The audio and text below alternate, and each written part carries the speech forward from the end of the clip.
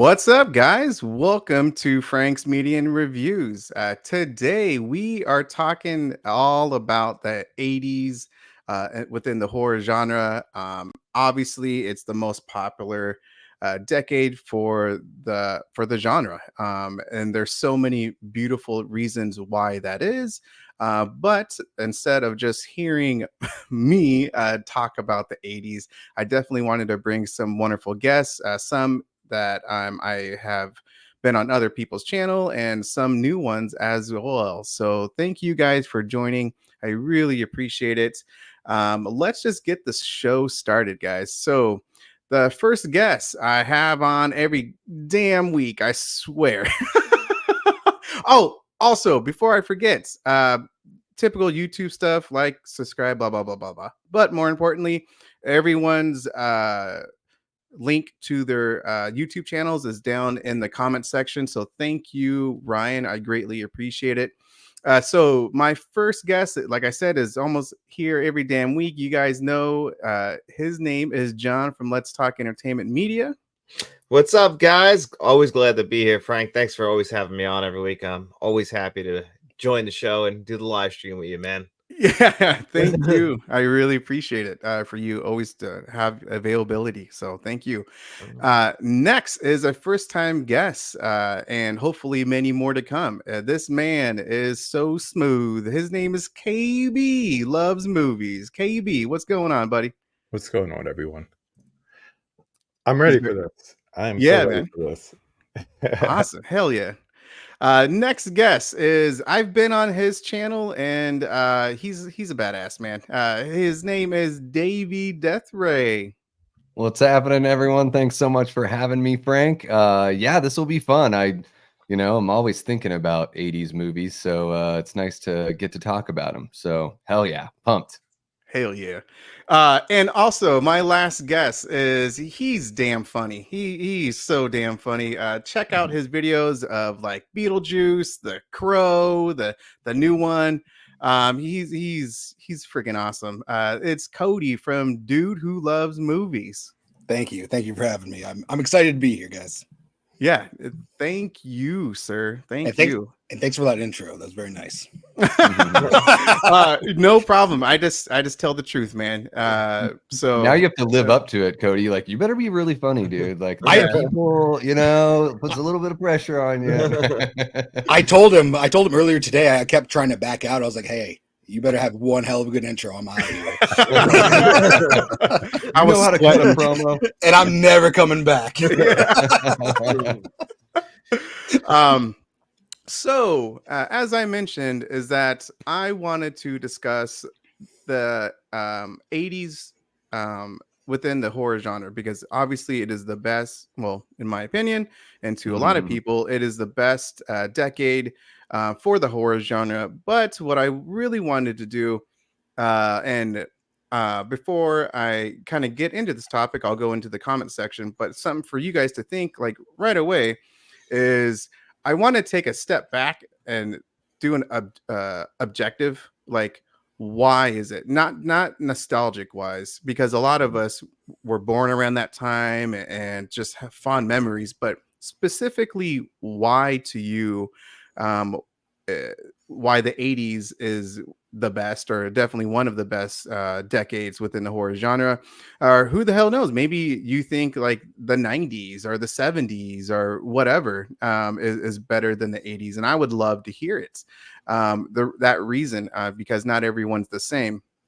So just something to kind of think about a little bit. So let's kind of go with the comments really quick. Ryan, what's going on? Ryan, thank you again for putting up the everyone's links to their YouTube channel. I greatly appreciate it. Subscribe to these guys. And yeah, thank you. Kevin, what's going on? As you guys know, Kevin's on every damn live stream. So within the physical media, the horror content creators. So thank you, Kevin. Kevin. Yeah. Nightmare on Elm Street 3, The Fly, The Shining, Halloween 3, Friday the 13th final chapter, which is number 4. Yeah. Wonderful, beautiful pics. Oh, there we go. And hold on here. I know that guy. Yeah, he's a weirdo. What's going on, Jordan?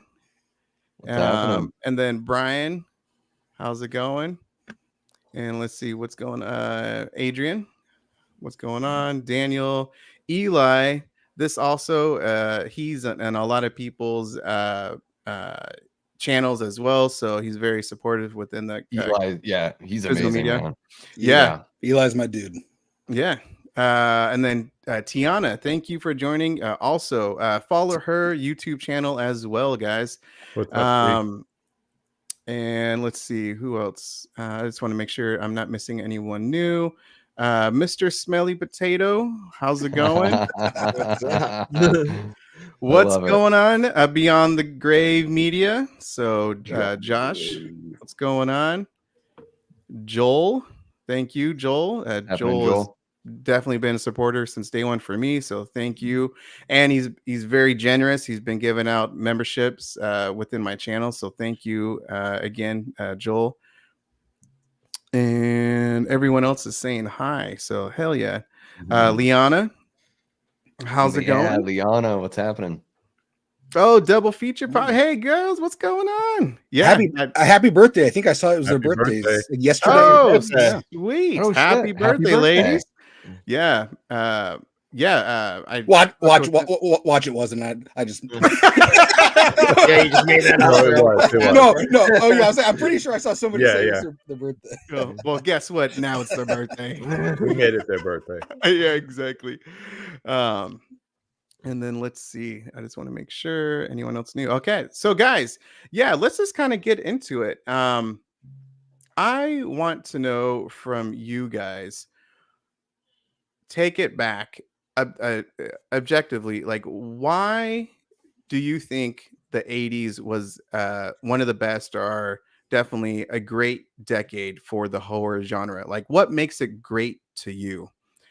So I'm going to start again with John, KB, Dave, and then Cody. Go from there. So John, go ahead, buddy. Well, for me, I think the 80s is the best decade for horror movies. The horror genre just took it to the next level. And it kind of was just correcting what happened in the 70s. The 70s were a lot more darker. The color palette was flatter. You know, there were more character studies. And you can argue they were overall better films. But when you get into the 80s, you know, you get the neon colors and they're over the top. I always call it the cocaine 80s because, like, some of these plots are just ridiculous and over the top. But I love all that about the 1980s, and it carried over into the horror genre. You even get just the iconic characters, and the slasher genre took off. So for me, there's just no decade better for horror than the 1980s. KB. Well, a couple of things. For me, one, it's when those were my teenage years. I was born in 70, so I grew up in the 80s. Two, it was also the advent of what many of us consider to be like the classics, as far as not only the movies, but the people behind the scenes. So you had people coming out from the late 70s, like the Star Wars and all that stuff. But then you got the horror genre, and you had the Sabinis, and you had all these different people. And the biggest thing is they were experimental. They said, you know, let's try this, let's do that. And it was before the age of CGI taking over practical effects. So anything that they put into, whether it was a squib or prosthetic, whatever, you know, they really put their effort into it. You know, sometimes it was over the top, but that came to be synonymous with things like slashers. And I'd also say three, they took the most risk as far as movie making. So whereas you could just look at the slasher genre and say, you know, you got your icons, but then you got your lower budget slashers, and none of them were the same. And I think today we play it too safe. If it's not a guaranteed hit, adaptation, sequel, whatever, people aren't taking risk. So even the movies that were just like everything else were still different enough to stand on their own. So, and video stores, I'll add that in. That's also a big influence. The advent of video stores and teenagers such as myself walking in and, you know, looking for what's new on a Friday night, but not finding it. So then you would pick up, what's this, you know, this Day of the Dead movie or whatever the case may be. just to check it out and just to have something to take home and have with your pizza on a Friday night. So I think those are the elements that did it for me. And yeah, I definitely agree. 80s, especially 80s slashers, are my favorite. Just really quick, Joel, thank you so much for the gifted membership. I don't know who that went to. It doesn't say here on StreamYard, so I have no idea. But congrats! Oh my to God! your It member. went to me, you guys. I swear it's not rigged. It went to Davey Deathray out there. Thank you so much, Joel. Really appreciate you. So thank you, Joel. Appreciate it. You can slip him some little bit of money then there, Dave. Yeah. So anyway, so Dave, what's up? How about you? Yeah, I mean, I think the 80s is probably the best decade in horror. It'll be interesting to see like what the 2020s look like once they're all finished, because I think it's been a really strong decade so far, and like similar to the 80s, like kind of diverse in nature of like the kind of subgenres that we're seeing in horror. Like we're kind of like this year we've gotten like a little bit of something for everybody, I feel like, with the genre, which is really cool. And we're not even done. Like we've got Terrifier 3 coming out, Nosferatu hitting us here in December, so it'll be even more full. But I think the 80s, like I always think about like horror and punk rock being like really similar to each other, and what's kind of funny is the timelines sort of match up with them as well. Like you've got this kind of advent in the 70s. I mean, you can make the argument that like there were horror elements in film and even punk rock elements in music back in the 60s and the late 60s, but I'd say like the 70s is when it really kind of kicked off. It was dangerous. It wasn't really, you didn't see it in the establishment or hear it on the radio very much. And then the 80s is when it kind of opened up. It became a little bit more accessible, but also was able to push it a little bit further. I think here in the States, like the 80s was like the decade of decadence. That was just like everything was done, you know, to the nines. So I feel like horror, like just, you know, tried to get away with a little bit more as the decade went. Of course, the MPAA had its way with a couple of our favorite franchises, but other franchises, you know, got away clean. And I think that there's something about, especially for people in our age groups, like there's something, you know, especially I'm an 82 baby. So there was something taboo about going back and like watching some of those movies. It was really exciting to watch something that like felt dangerous. And yeah, I mean, the ladies were hot, the movies were really fun, and there was a bunch of blood, butts, and boobs, and like what the hell's not to like about 80s horror? I mean, I'd be crazy to say it isn't the best decade in the genre. The 3 B's, I love it. There it is. There it is. Cody, what about you, buddy? So I was not around very long in the 80s. I was born in like the middle of 88. So in the early 90s, my grandma owned a grocery store, and she had a movie rental section in that grocery store. And man, I would stare at the Child's Play 2 like VHS. Like I was like 2-3 years old. I would just stare at it all day long, every day. And I would get to rent these movies as a very young kid. And a lot of these movies, since they were, you know, they came out in the 80s. So in the 90s, when I'm watching TV, like, you know, USA on a Friday night, they were showing Friday the 13th part 3. There, you know, like Friday 13th, they would have a marathon of these movies, and I was like, well, like they were awesome. And for a kid watching this, you felt like it was like you're not supposed to be watching it. Oh well, I wasn't supposed to be watching it, but it was just like it was like dangerous, but like a fun dangerous, and like it just. Even the 90s, like I do like 90s horror, but the 80s, it's where it's like they're like, let's do whatever we want. And then as they progressed, they were kind of like, okay, well, we can't do that. We can't do this. Because even like in the 90s, like 80s horror wasn't cool. Like I feel like horror became mainstream cool when like The Walking Dead started hitting, like in like the 2010s. And now we're going back to those movies and we're just like, man, those were some good golden times. And we kind of took them for granted. And I just love them because they're like, it doesn't have to make sense. Just make it fun. You know, and that's what I miss. Movies you're supposed to go to the movies to have fun, get away from reality. And sometimes I feel like people forget that, especially like critics and people who are watching movies. They forget, like I hate when people are like, you know, that movie's not realistic, but then their favorite movie is The Avengers. So I'm just like, well, like, you know, it's like, all right. So it's like Tales from the Crypt isn't realistic to you, but you know, Iron Man is, but I don't know. But that's just, you know, it's one thing. It's creepy. It's cool. It just looks better. It's time capsule that I love. Mhm. Mm. Yeah, guys, well said, man. At least for me, when I step back, I was born in 83, but what really made me think of this topic is that how gorgeous the 80's look, and within, whether that's the color, whether that's the special effects, practical effects. Mhm. They didn't have majority of the films didn't have a huge budget, so you can tell the hard work, the passion that the people who made those films had. And I mean, damn, I mean, there's just so many great movies that have wonderful practical effects that just look so real. Mhm. And that's one of the other things too, is that how, as time went on, these effects just got kind of, I don't know, shittier, but they just not as realistic, I would say. They were dependent on those special effects, those computer effects, instead of like the real physical effects.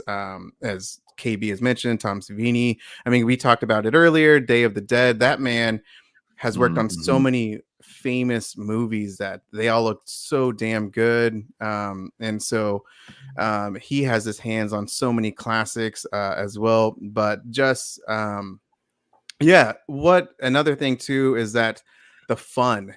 The 80's had fun freaking movies, man. I mean, you can go year after year after year of just fun horror movies that you're in it for the 3 Bs, as Davey mentioned, but just to have a damn good time. And that's, to Yeah. me, what made the 80's so popular, at least how they are now, is they're fun movies with freaking phenomenal effects, with beautiful women, gore, and the horror itself, because I think it went darker and darker and darker within some of the movies. And then also it just went a little bit of sillier as well. So yeah, we'll definitely touch upon them as well. But guys, yeah, thank you so much for having those great opinions about the 80's for sure.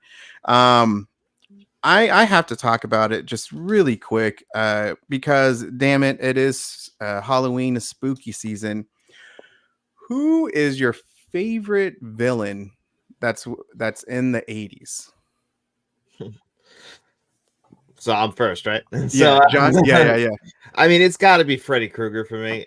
He just took it to the next level for me because, like, you had Michael Myers. He was the big one coming out of the 1970s.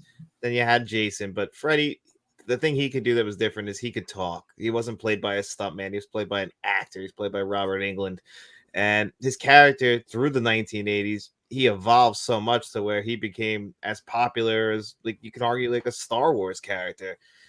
People recognize Freddy Krueger, and you could do a lot more with him. And he haunts your dreams. The other guys, they had a little bit of similarities to them, where they're just stalking you, killing you. But Freddy, you couldn't go to sleep. How are you going to escape that?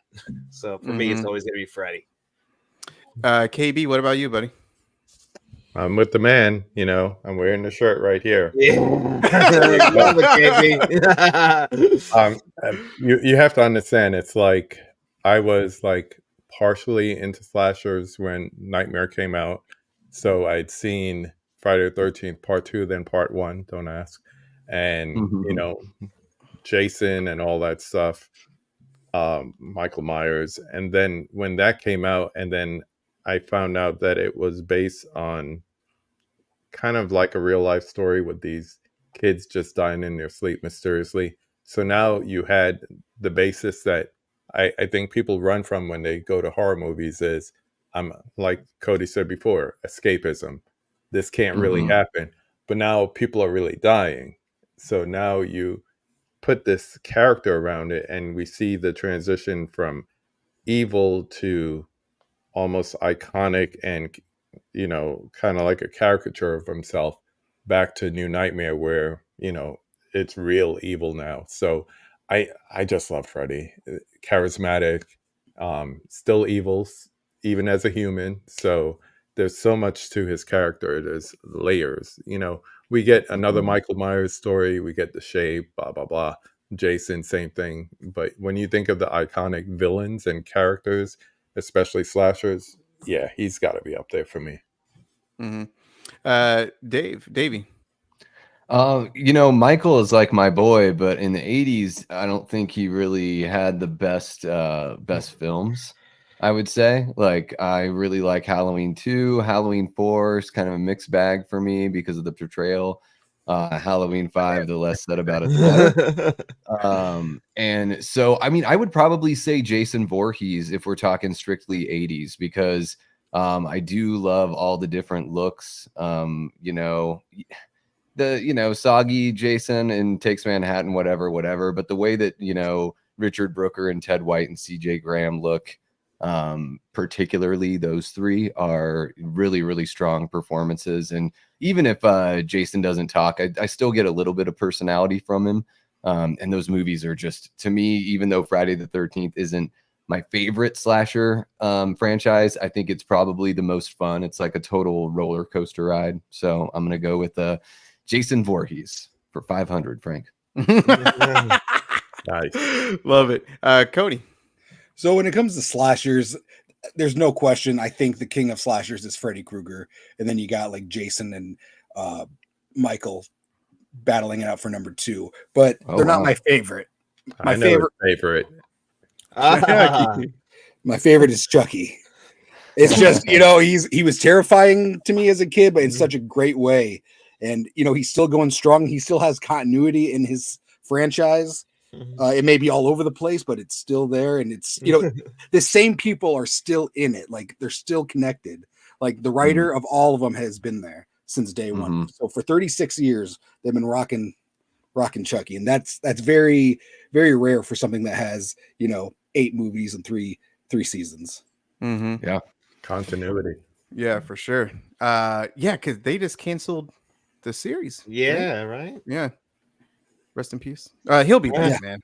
Oh yeah, never goes away. Because they started writing a new movie like earlier this year, so he'll be back soon.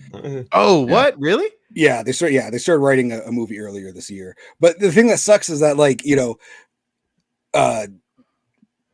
Brad Dourif, he is phenomenal. Like, he is Chucky. He's the voice of Chucky. Nobody else can do that, and he's getting older. And when they do something like this, it takes the movie probably won't come out for another 5 years. So with the TV show, at least we were getting Brad Dourif at his best. Or I don't know, in season 3 he came back as Charles Lee Ray, and it was just, there was a scene, it was iconic when it was the good guy doll with him, they had a conversation together, and it was just as a kid who grew up loving Chucky, it was one of the best scenes I've ever seen in the Child's Play franchise to me. I gotta Maybe they could use AI to capture his voice. They could probably do it. No, I'm serious. In 5 years from now, they could have him saying a bunch of words in the alphabet and take that and make Chucky all AI, just to have the original voice. Yeah, I feel I don't know, because AI, I'm talking about AI now, because AI now, it sounds a little robotic sometimes. So it's I feel you just want to get that. But if he signed off on it, I'd be all for it. But if he doesn't, then Then just have Mark Hamill do it. Oh my God. Jesus.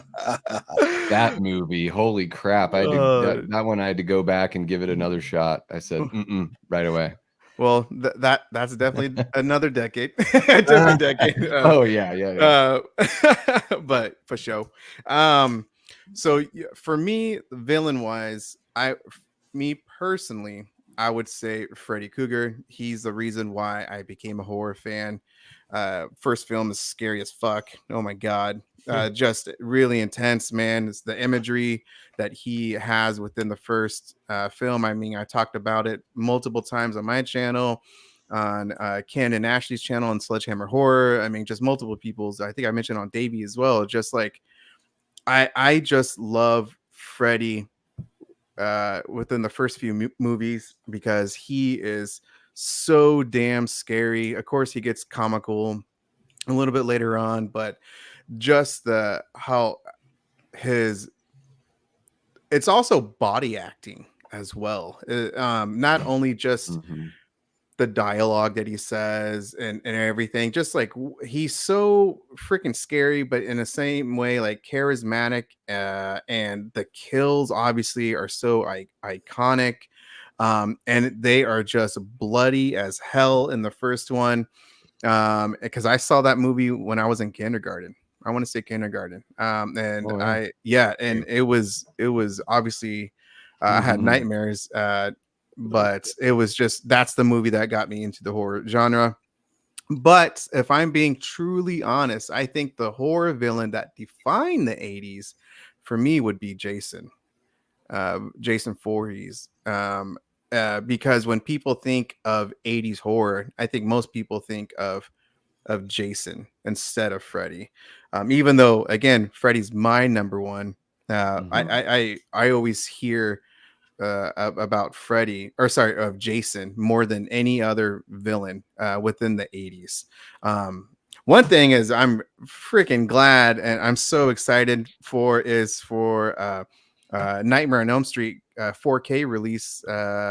Is it next week? And I think some people already got their movies, Oh, yeah. their Mine copies. shipped So today, so it should be here soon. I saw yeah. Kenny in the chat. I know he got his at mid-level media. Mhm. Oh yeah, Ken got his. Oh, yeah. I saw that. Yeah. If you're important like Ken, you get it 2 weeks early. Mid-level media, that's one of those channels I go to because I can't afford everything. So I go like there and Frank's and Planet CHH, and I'm like, it's like physical media porn, you know. It's great. Oh, that's so my beautiful. XXX. Yeah, Yeah. it leaves me feeling satisfied and unsatisfied. I absolutely love it. I just want to hold it. Yeah. Oh. What I so for that specific release, I'm a huge Nightmare fan that I not only did I get the damn steel book, but also the collector's edition that's overseas from the UK. That's what I Um, ordered. yeah, so I got both of them because the States we get ours a little bit sooner, and so for me I couldn't wait. I needed that in my life. And so far I heard that it's not too bad. Like they didn't James Cameron it, at least from what I've heard. No, Yeah. Still a little worried. I've Uh-oh. said it. I see mid-level media talking. Yeah, I've we have an already update seen there. the transfer twice. Oh They've shown it. no. They've What? shown it like at film marathons that I went to. So the transfer looks really good, but the question mark is still transfer to disc. So that's Yeah. what we have to see. You know, are they going to put it on a BD100? Are they going to color correct it to high heaven? I hope not. Just leave it the way it is right now because it has the right amount of grain and it looks great. The Blu-ray is really good, so that's why I'm worried because, like, you know, there wasn't too much that needed to be done. I thought, at least. Mhm. I think that's one of the risks you run, just to talk about the physical media aspect of it. It's like, you know, Frank, you were talking about the way that, you know, everything looks and, you know, the color of the film, the grain of the film, the practical effects and everything. And I think that one of the dangers you get to when we start like really upscaling everything and trying to literally just seek the quote unquote best image possible is that it doesn't serve the piece of art. You know, it would be like taking a look at a painting and just trying to, well, let's flatten everything on the painting, like no globs of paint anywhere, like just flatten it. I just want to know what the colors are and where the lines are. And so I think we run into a little bit of a danger there because it starts making the effects look exposed or chintzy when really they looked great on VHS and great on actual film. So I do think that's something interesting. Like, you know, I think for me, like Blu-ray is really like the apex of what I need because even some Blu-rays expose some of the effects. So I don't know. My wife's still a big DVD gal. That's like her favorite. And I think that's probably the last generation of disc media that has a little bit of that natural kind of grain, even though it's, you know, digital. That's actually well said, Davey. I just kind of thought about it as that when the movies that I think have looked phenomenal on the 4K transfer, specifically within the 80s genre, have been from boutique labels.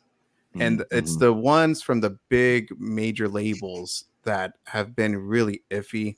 I don't know if it's they're rushing it or if they just don't care, or who knows, man. But I just know, since being a collector again, because I used to collect movies a long time ago, many moons ago. But then I had to stop, and now I resumed collecting, and back in 2019, which obviously isn't that too long ago. But what I've noticed, the trend is that boutique labels, they put the love and care, whether that's the 4K transfer, but especially in the special features, packaging. I mean, the whole gamut. Sure. And I think sometimes they probably go in there and they probably hire somebody to like literally go in and like mask all the strings and all that stuff, because there are like, I mean, the Blu-ray of Jaws is like, the, you know, Universal really went in there and like color corrected like the skies and like did little cleanup work. So I think maybe those boutique labels also, you know, are able to do that for sure and get that better quality. And I also feel like boutique labels, people who are working at those labels, I would assume are like fans. Like it's us. Like we're working there. Us and people like, you know, 10 years older than us are working there, putting the, like, they grew up with these movies, so they want to put their love and heart into this. But when you go to like, you know, like Warner Brothers, they're like, it's some studio exec like, I just, you know, copy and paste, put it through, have it done by Tuesday kind of thing. Cancel half the movies and spend twice as much on the other half. I'm out of here. Bye. Yeah. you can watch a 4K transfer from like Warner Brothers, and they always look like Warner Brothers 4K transfers. It's the same thing with Sony, so it's like they run it through their system. Whereas boutique labels, I feel like, go a movie to movie basis, because like you can get something from Arrow, and you know, it could look like something completely different than something that came out in the same week as that. It's not, you know, that certain movies have a certain look to them and they don't try and change that look. Whereas I feel like the studio changes the look that we remember from the movie to try and make it look almost like a 2024 film. Like Aliens, that's like what you said. It really bothered me that now the sets look like sets, whereas it used to look like, you know, I felt like I was there on a different planet. You know, just changed things. Dingy looking, like a dingy background. And like exactly. And like someone from like Warner Brothers, or like, I keep saying Warner Brothers, but somebody from like Sony or whatnot, when they're like in there doing this transfer, their number one goal is not physical media. They have other, like, I'm sure they are focused on other things. But like these boutique labels, that's their job. So they go by frame. Do that. The last thing they want is Ken from Mid-Level Media talking smack about like, oh my God, Fat Freddy on fire in 4K. Like, boutique labels are like, dude, if we don't please Kristen, Frank and Ken, it's all just gonna blow up in our faces. Like that can do some damage to them though. You know, someone like Ken could, you know, do that. Yeah, I'm joking and I'm serious. Like I do think that, you can certainly tell that there's more like passion and care and love on those boutique labels. I got that Late Night with the Devil set, that, you know, Owl's Fan Club edition. That thing is bonkers awesome. So that one right there. Well, they definitely watch our damn channels, you know, because obviously a few years ago, Ken, because he keeps on bragging it, but he, you know, he helped a label. What was it? The American Psycho. He's an Oscar winner. Yeah, the He's Lionsgate. Exactly. He's a damn Oscar winner. Yeah. But you know, so they do listen. Another one also is Chase, AVA Pop Culture. He mentioned how in one of his videos how some of the people who work in a studio or boutique label or whatever told him about you know, how they were watching his channel, and just they look at the comments as well. And one of there was a really good interview. You know, I'm just plugging everyone. I don't give a fuck. Everyone's pretty damn cool. So language. This is my channel, damn it, Davey. I told you this is a chill kind of cursing during 80s horror. I think not. I'm yeah. There he gets the brains. One of the great interview. I thought it was a great interview.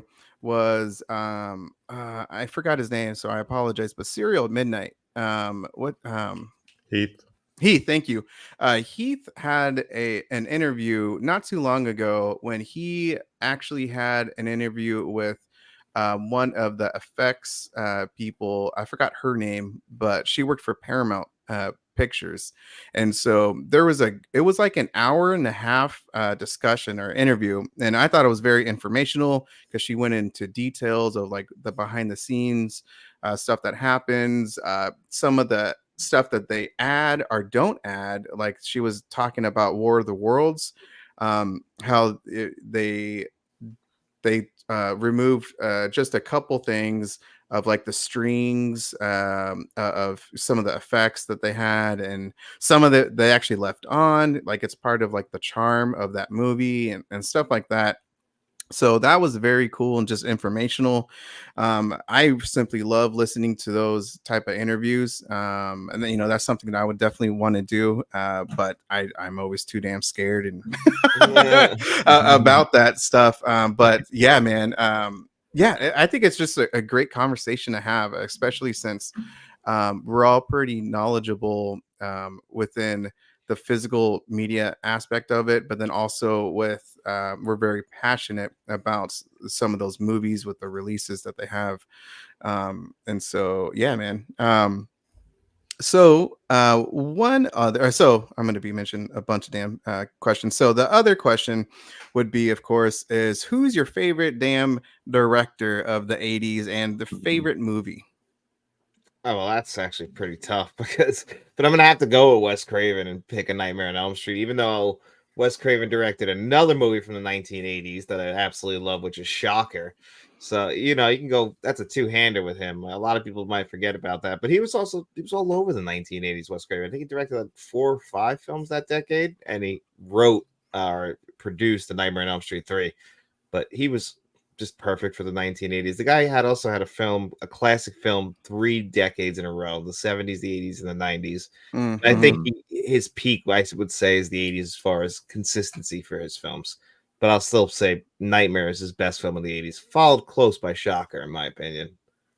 Which that would be a first time watch for me because that's coming up at the end of this month. So The 29th. yeah, and I'm excited to watch that. Shocker's fun. Is it? Yeah. Fun. Yeah. KB. I agree with John, but just to be different, I'm going to throw Carpenter in there. I mean, just for the string of what we now consider classics, not necessarily at the time. I mean, you look at The Thing, and that was like panned like crazy, but now we hold it up as like one of the greatest ever. But last year, this matter of fact, almost to the day last year, when I was doing my 31 conversations in 31 days, never recommend that to anyone. I needed a break. So I asked a whole bunch of friends to just say, you know, give me your favorite John Carpenter movie. And I just put it together like a little montage and set it to upload. And I went to the theater and I saw The Fog, The Thing, and Christine. And right there, you're talking about 3 movies in the 80s that were just like genre defining for me. So I mean, whether you look at it then or you look at it now, it's really great to see all 3 of them on a big screen. You know, I could watch it here at home, but it's always a different experience when you watch it in the theater. So just to be different, but I totally concur with you, John. But just to be different, I'll throw Carpenter out there. I mean, that's a great choice. I love Carpenter, and he really had a great decade in the 80s. You're right, though. He didn't get appreciated till after the 80s, unfortunately. Yeah, that's why he's kind of curmudgeon a little bit with some people. So yeah. Really quick, why do you think that people at that time didn't really go to the theater, didn't really appreciate those type of movies that Carpenter had? Because exactly what you said, KB, like they're revered now as iconic, as classics, but back then people just maybe just weren't ready for it, or didn't, and they obviously didn't appreciate it at the time. But like, I really think it's because the summer before in 81, he had Escape from New York, and that was a commercial success. So it's almost like you have a departure from that type of sci-fi action movie. And it's kind of like, you know, going back to Nightmare on Elm Street for a little bit. Once the first one came out on video and everybody caught on and it was a success, And then when Freddy's Revenge came out, which is Nightmare on Elm Street 2, it was such a great departure from 1. Besides all the other things that take place in the movie, it's like people didn't like it. It made money because people went to see it, but people didn't like it compared to 1. So to go from Escape from New York to The Thing, I think that was not welcomed by a lot of people. And back then, you know, if a critic pans it and enough of them do it, the film can't be successful. So, you know, thankfully we rely on internet today and YouTubers and, you know, people on social media to decide if we should go and see a movie. So I said it the other night on a live stream. I said, really these days word of mouth is the best marketing, because you could take a movie like The Substance where it does okay the first week, but everybody's talking about it, and then it starts to go gangbusters after that. So I that's what I think it is. I think The Thing was too much of a difference from Escape from New York, which was just a year before. Really quick, it looks like John, I think you got a super sticker. So thank you, Mrs. Smelly Potato. I appreciate that, buddy. Yeah. Thank you as well, Mr. Smelly Potato. Davey, what about you? Yeah, it's got to be Carpenter for me as well. You know, Escape from New York, The Thing, The Fog, Big Trouble in Little China. I mean, just those 4 right off the top of my head are so damn good. And yeah, I mean, I think that maybe, you know, once he was making more like big budgeted movies, that it was probably more difficult to make them commercial successes. And yeah, perhaps people were just looking for something that was a little more lighthearted at the time. I mean, when they talk about The Thing, they talk about, you know, I think like E.T. had come out just like weeks before. So that's one of those big things that's like, that's a pretty big contrast. And so while there were plenty of teenagers and 20-somethings going to see, you know, Jason Voorhees and those slasher movies in the 80s, like when you did something that was like a little more expensive and a little more like, you know, mainstream for all intents and purposes, I think that stuff just got kind of knocked down, unfortunately. It's really too bad. Those movies are all like, you know, anytime John Carpenter is with Kurt Russell, like I'm going to watch it. Like, I don't care what the hell it is. It could be a one-man show called Kurt Russell, Kurt Russell, and I'd watch it as long as it had John Carpenter's name above the title. John Carpenter's Kurt Russell. Yeah, exactly. Yeah. And he's like, what the hell's going on here? Did you guys see Elvis? I saw that once years ago. I've not seen Elvis. No. Definitely recommend it, man. Yeah, I watched it a few months ago, and I was surprised how good Kurt Russell was as Elvis. Yeah. Hell yeah. Cody, what about you? So I got to go John Carpenter. I think he owned the 80s just overall, with banger after banger, especially now. They're all classics. Like people will go crazy for it. Like if they had a John Carpenter box set, it would fly off the shelves. People, you know, everything he did in the 80s, people love now. It's just a shame that he didn't get his props when it happened. Yeah. You know, that's how I feel about a lot of these actors who were in these horror con. You know, like some of these people, like say they were in Friday 13th Part 4, and they like, you know, the 80s and the 90s and the early 2000s, people were just like, oh, like they kind of made fun of those people, and now they're like have lines going out the door to meet them at like cons, or some people don't want to even do cons. They show up to a con, they're like, wait, people like this now? Like it's got to be weird to them, being like, they try to hide from it for so long, and now it's like, no, this is really cool. Like, you know, you thinking you did something bad for like 20 years, and all of a sudden, like, no, this is the greatest thing ever, and it's getting light and new audiences. So I think that's really cool. But there is one director I wish would have done a horror movie, and it's Walter Hill. Just because, dude, I will put in a movie, and I'm like, man, I really like this. Who is it? I'm like, well, look forward. 9 times out of 10, it's Walter Hill. So like he's like he's not a new director to me, but he's somebody I'm really paying attention to. And I'm like, man, I wish he would have done an 80s horror movie. He may have, but I think it would have been cool to see him do something like that. His movies did look kind of like horror movies, like Streets of Fire and The Warriors. Oh yeah. Well, and he did Tales from the Crypt episodes, and I think he was one of the producers there as well. So he certainly got like the touch for it, for sure. For sure. I didn't know about that. Yeah. Yeah. Walter Hill is one of the 3, right? From Tales from the Crypt, like Walter Hill, Joel Silver, and Yeah, Robert Richard Zemeckis. Donner, Richard Robert Donner, Zemeckis. Zemeckis. Yeah, I think there's like 5 producers, Yeah. and then Hill wrote and wrote screenplays and directed some of them as well. I pulled up the Mm. wiki from 80 to 88. The Fog, Escape from New York, The Thing, Christine, Starman, Mm. Big Trouble in Little China, Prince of Darkness, Mhm. and then They Live. Come on. Yeah. All right, I was wrong. Carpenter That's a wins. freaking Yeah, That's yeah. insane. That's insane. He doesn't miss that whole No. time. And That's then a lie. and then he ended the 80s with the Chevy Chase movie. No, Return of the Invisible Invisible Man. He wanted to go out with a bang. Oh man, and boy did he! Holy shit! Yeah, no.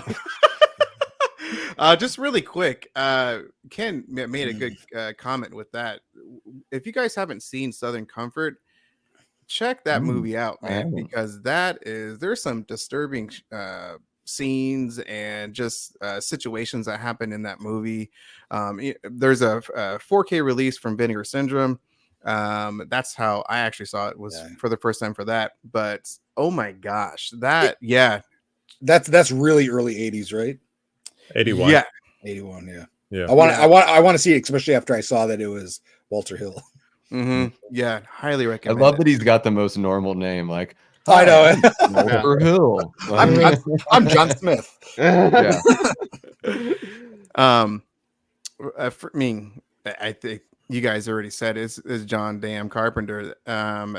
You can't, man. KB, you already mentioned the list of movies that he did. I mean, that right there is just iconic. He literally did not have to do another movie outside of that. Unfortunately, some of the like The Ward is pretty bad, and some of his later That's movies. his last movie, thank God. Yeah, they can't all be hits, right? Yeah, unfortunately, but specifically for the 80s, they're just so memorable. It just encapsulates like just the 80s itself. I mean, just oh my god, like Big Trouble in Little China. I mean, I don't know if that's really a horror movie. I don't think it is. However, it does have some good imagery of like one of the ninjas. They blow up. He gets real big. I remember seeing that as a kid. I was like, oh my god, that person. So and then he explodes and just yeah. I mean, The Fog is so damn good, man. Oh my god, just chilling and atmospheric. And shoot, man, yeah. So John Carpenter, without a doubt. I mean, I already did like my what it was. I don't know what the hell was it. 25 movies of all time, and I think 2 out of the 5 were from John Carpenter. Damn. Of The Thing, and like I love Halloween. It's like some if I'm being blunt, it's like like a basic bitch type of answer for Halloween. Like traditionally, what the hell do you watch? Without a doubt, I don't miss Halloween, The Thing. Those I always watch during this time, and then I fucking watch The Thing again later on when it's winter. I mean, you got to. It's a winter horror movie. It is. Yeah. Well, and the thing about Carpenter too is like I respect him even more because he also writes, he also does the music, and as a filmmaker or myself, like you really respect something like that, where it's like, okay, this guy can do it all. If he's by himself, he can get the job done. Yeah, It's pretty unique. Low budget. Yeah. I can't think of any other director out there that writes the music as well as directs the piece. He doesn't do it in every single movie, but for most of them, and that's like pretty damn unique and really cool for the director to control like the audio and the visual. It's funny. I've been listening to his Essentials playlist on Apple Music the last few days. Just it's amazing how many great tracks he made just on all of his scores. It's incredible. Oh yeah. It really is, man. Top notch. He's still making great music. I think like at least there's that. If he's not giving us movies, at least he's still making great music. The soundtracks that they put together for the David Gordon Green Halloween trilogy is just absolutely incredible. And then his records that he's doing are really, really good as well. So yeah, man, let's just actually kind of dig into it. Top 5 horror movies. I will start, of course, with John from 5 to 1. Okay. It doesn't have to be ranked. It can just be 5 whatever movies that you picked up. I don't give a shit, but I just want to know your guys' top 5 movies. And I know that, for me, these are just movies that have been very passionate for me. And I know for you guys as well. And I just love to hear about it. So, John, go ahead, buddy. All right. At number 5, I got slipping into the 1980s, The Shining from 1980, directed by Stanley Kubrick. I mean, it's one of the greatest horror films of all time.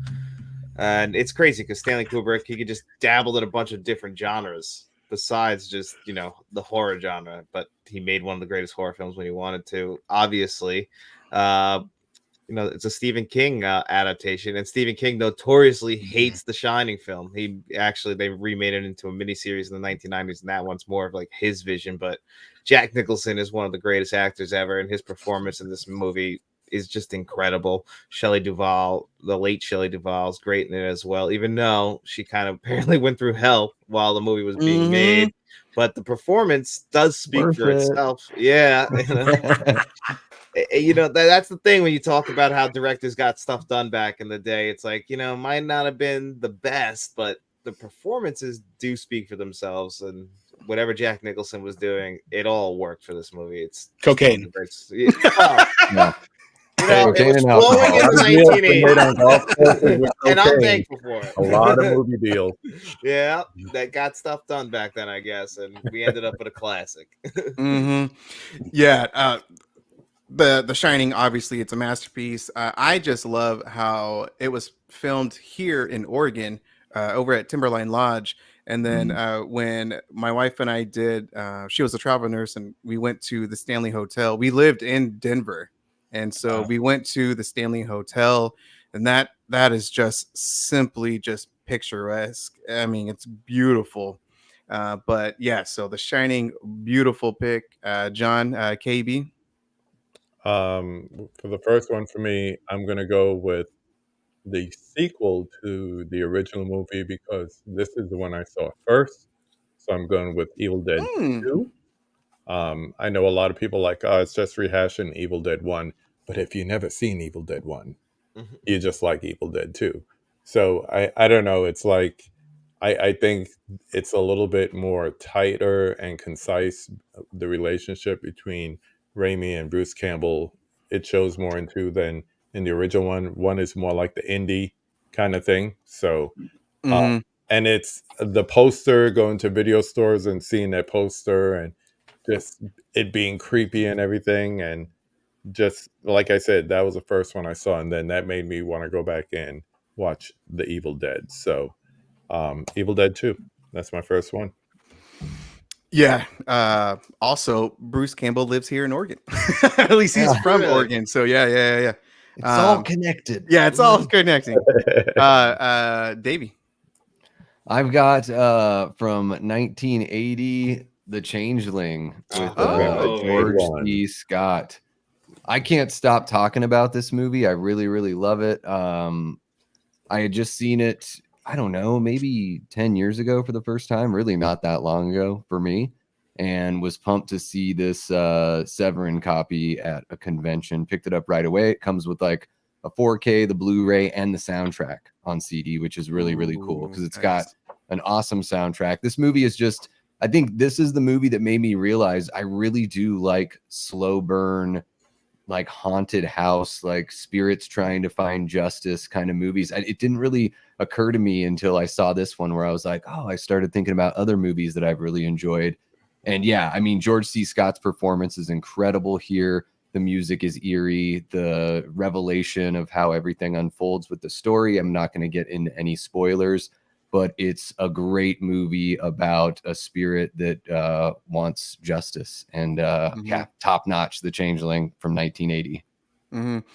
One of my double feature videos was The Changeling and The Haunting of Julia. I don't know if you've seen that one. Oh, I haven't seen that one. No, I should check it out though. If it would go with The Changeling, I should definitely check it out for sure. Check that out, man. It's got Mia Farrow in it. And she's phenomenal as usual.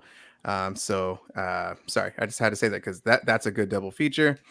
Also kind of depressing.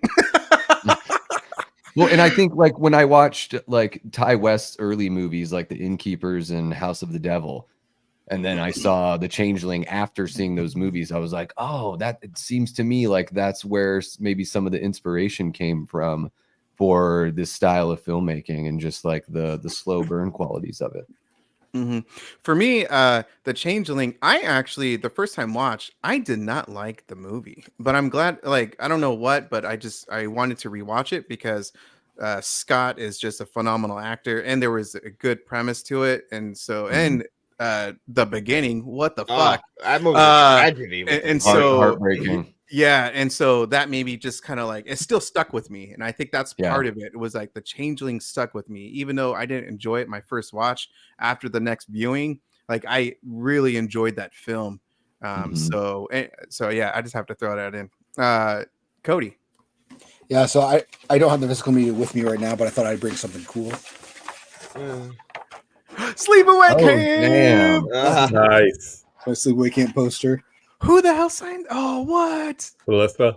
Yeah, Felissa, and then I have I forgot who else. I can't read her name, but she's there. She was like she was like the bully. Mm, Oh, okay, yeah. yeah. But yeah, It's a beautiful poster. I know. I think that this movie has the best quote and comeback ever. The eat shit or the eat shit and die is like, how about you eat shit and live? It's like that's the coolest thing you could ever, like the coolest comeback ever.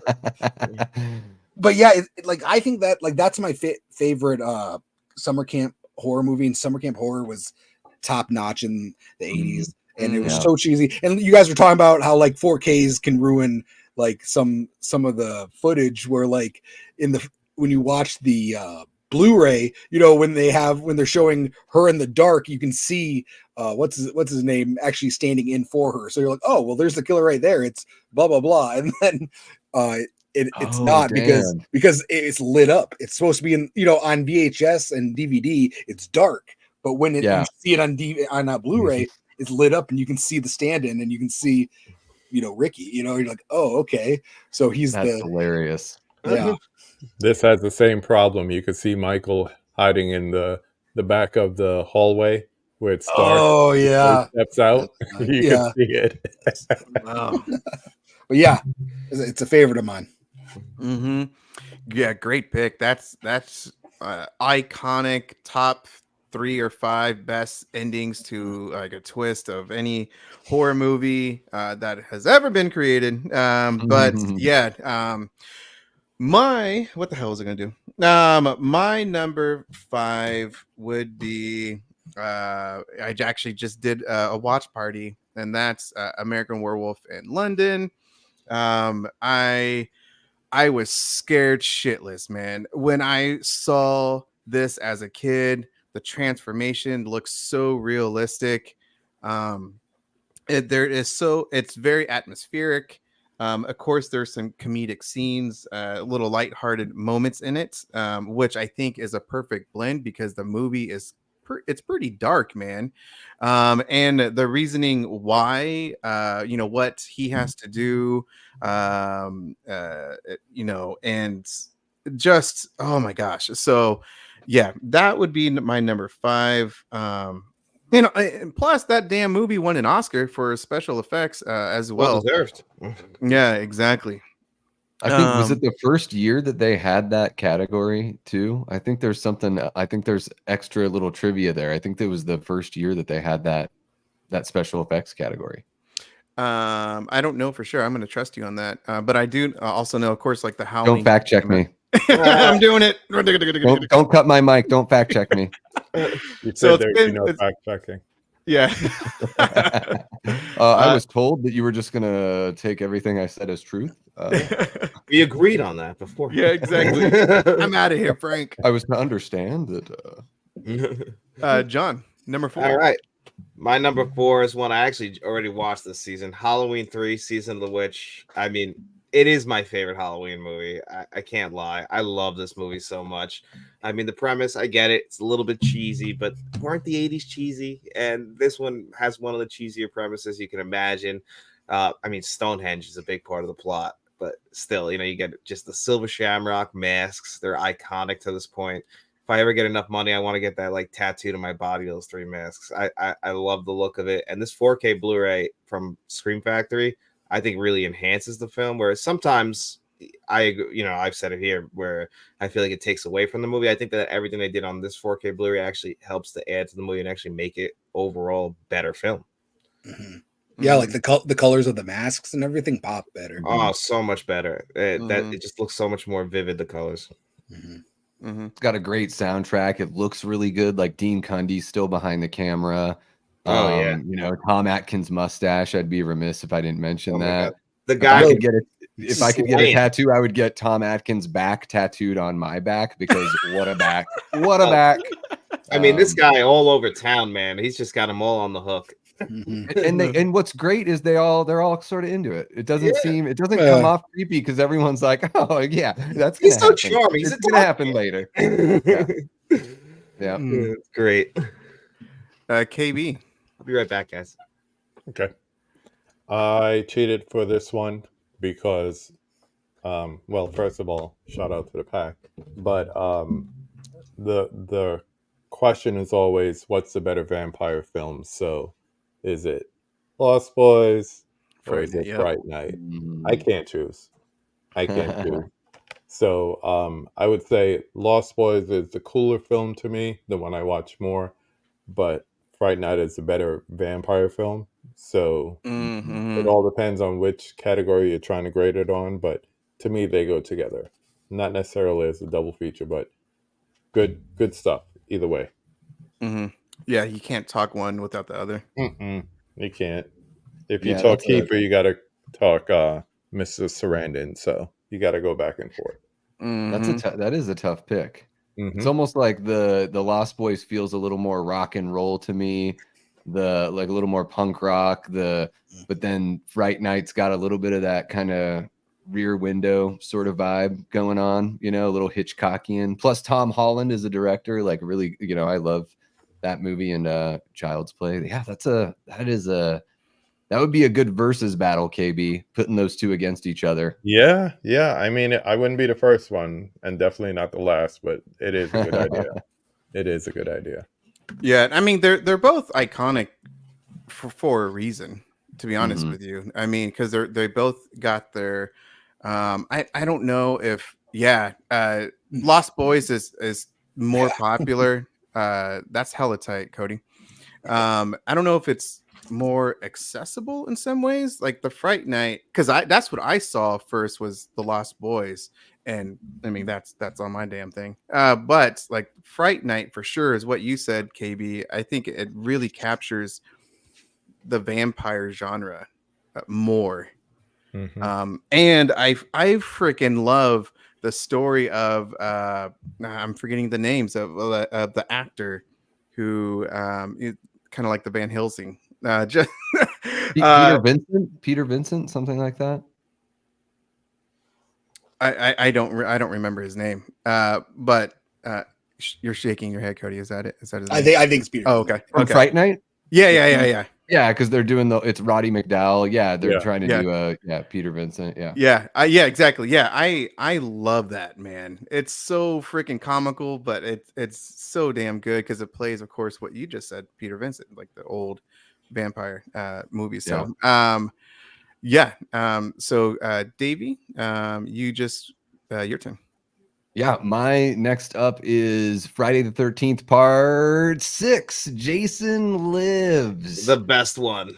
This movie is so much damn fun. Everyone talks about how Nightmare 3 and 4 and 5 are kind of like the MTV Freddy movies. I think that this is the MTV Jason film. It's got my favorite version of Tommy. I think Tom Matthews is awesome.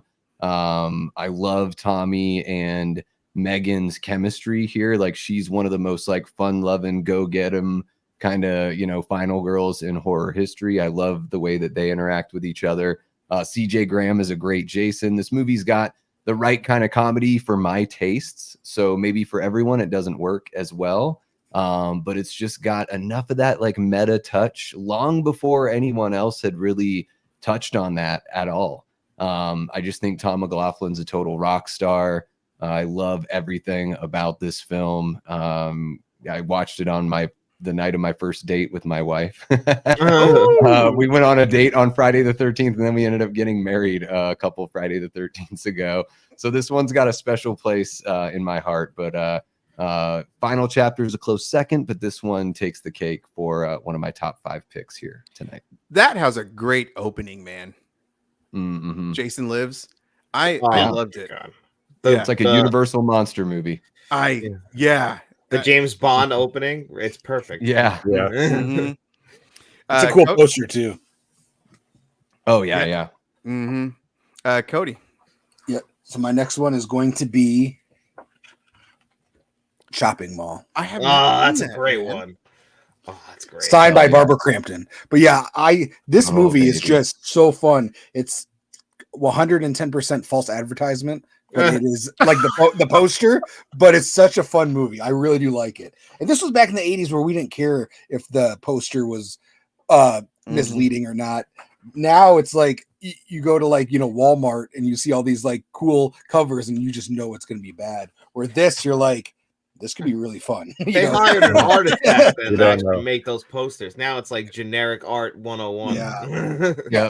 And now they're going to be all Floating AI. head. Yeah. Yeah, it's just floating head posters. But yeah, I like that movie. I love the atmosphere. I love like 80s movies that take place in like grocery stores or malls. I just like seeing that kind of time, how people lived back then. It looked like it was fun, simple, everybody having a good time. No one on their phones. Yeah, exactly. I got to see that movie, man. Shopping Mall. It's fun. Who did the Blu-ray release? I can't remember. Best I was just about to That's say true. that. Okay, yeah. Yeah, that I do know, and I need to see it, man. I So think that's like number 1 for them, if I'm correct. Like Vestron 1. yeah, I don't know. I'll watch any movie with Barbara Crampton in it. I'm just gonna say that right now. Mm-hmm. Yep. Yeah, Still to this day, super hottie. It's ridiculous. Fine as wine, yeah, man. Oh my god. And a sweetheart too. Oh, absolutely. She got a little creeped out when I wanted to like rest my head on her shoulder. I'm like, come on, Barbara. I'm not. We were at a convention. It wasn't just out in public. David's like, yeah, she got really weird when I kept knocking on her door at the hotel. Asked me to leave. Have you not read the 15 notes I just slipped under the door? Let me in. I mean, you already talked about it, KB, but I still love it, man. The Lost Boys, it's my favorite vampire movie. It's to me, it's the perfect 80s film. And I just love it. I love the hairstyle. I love not crazy, but the saxophone player, how cheesy that is. I love everything about it. And yeah, to me, Kiefer Sutherland is my favorite vampire. Follow up with Fright Night. God, what's his name? Chris Sarandon. Chris Sarandon. Yeah, I think both actors play a very charismatic vampire, but ones that that they'll fuck you up. Very much so. Like they play at both sides, man. And I yeah. So that is. Well, and the thing about the Lost Boys and Kiefer Sutherland, most particularly, is that they're just cool. Like if I was if I was back there and looking at them, I'd be like, dude, I want to hang out with those guys. Yeah, like they know how to party. Look at them. They're like riding their motorcycles, like screaming into the night. I'm like, man, that looks pretty cool. That's actually one thing you just touched upon it. They're cool, man. I think they're the reasons what made vampire. I obviously I could be wrong, but my opinion is how they portrayed being a vampire made vampires so damn fucking cool. I mean, like, I don't know, man. Obviously Christopher Lee back in the day and Bela Lugosi. I mean, like, obviously they're staples, but like without Kiefer Sutherland and I forgot his name again. Oh my god, I'm so embarrassed. From Fright Night. But Chris Sarandon. Yeah, thank you, Sarandon. Without them, I don't think the vampire genre would be as popular, especially in the 90s too. I mean, like I don't know, man. But anyway, that's just my opinion. Well, it's like with Lost Boys, like the soundtrack, the music was cool. The way they dressed was cool. Dude, they were riding motorcycles on like beach sand. You know how hard that is to ride motorcycles on a beach sand? Like they're cool, man. And you had the comedic element in there with the Corys and all that stuff too. So and there's that whole like, it's the height of like glam rock and stuff like that, and they've definitely got that glam look. So it is very very 80s. A bunch of hot young vampires. Yeah, it was. Yeah. This was the MTV vampire movie for sure. Oh, for sure. Yeah. Oh yeah, which I love. Yeah, exactly. And that was like MTV. That's when it was introduced, right, in the 80s. And I remember the Janet 81, Jackson, man. Oh man, Janet Jackson. Oh my goodness. Oh yeah. So anyway, guys, have you done for me lately? Oh, dude, yeah, Rhythm of Nation, hell yeah, yeah. Man. John, go ahead. I wanted to give a little bit of love to 1986's Manhunter. It's more of a horror thriller, like a lot like The Silence of the Lambs, but I still think that this is a great one. This is the one that actually got remade in the Red Dragon in, I don't know, 2001. I can't remember, but first time we ever see Hannibal Lecter on screen is in this. Brian Cox, it's fantastic. William Peterson plays Will Graham in this movie, but if this one really feels like a 1980s movie. I mean, Michael Mann was the guy attached to Miami Vice, I think either around that same time, and it feels like Miami Vice but set in a horror movie. It still has those vibrant Florida colors, but it's a horror movie. This guy's the Tooth Fairy's one of the worst, meanest serial killers, and Will Graham's got to go back in the field and turn back to the guy who essentially made him quit the job and help him out, Hannibal Lecter. And I just think it's all so well done. Yeah. Man, I always get Deer Hunter and Manhunter confused. I know they're two totally different. I do with Manhunter and Mindhunter. No matter how many times I've seen both, I'll still get them mixed up. Good one. KB. All right, this is where I have The Shining next up in my pile. So another movie that I grew up with from the VHS days, and I love movies where you get something new every time you watch it, because it just shows you how deep and how layered it is. You get past the trivia and, King hated it and the Volkswagen and all that stuff. And all of a sudden you start realizing, okay, there's so many different ways to look at it. Okay, surface level horror movie, but you look at certain scenes and how things move and disappear and the indigenous element of it and burial grounds and all that.